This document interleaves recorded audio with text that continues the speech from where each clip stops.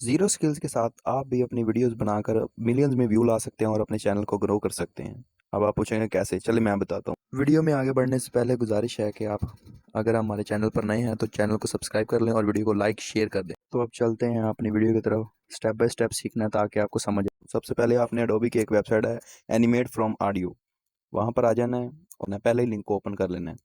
Open करने के बाद आपके सामने ऐसा इंटरफेस शो होगा। यहाँ से अपनी मर्जी का कोई भी करेक्टर आप चूज़ कर सकते हैं। चूज़ करने के बाद बैकग्राउंड वाले ऑप्शन में जाकर इसका बैकग्राउंड भी चेंज कर सकते हैं। बैकग्राउंड चेंज करने के बाद अगर आपने अपना साइज़ एडजस्टमेंट करनी है यूट्यूब फेसबुक के लिए तो साइज़ एडजस्टमेंट कर सकते हैं। साइज़ एडजस्ट करने के बाद सिंपली आपने अपनी ऑडियो ऐड करनी है। ऑडियो ऐड करने के लिए आप अपने मोबाइल या पीसी में मौजूद कोई भी रिकॉर्डेड ऑडियो आप इसमें अपलोड कर सकते हैं। नहीं तो रिकॉर्ड वाले ऑप्शन को ऑन करके अपनी वॉइस रिकॉर्ड कर लेनी है।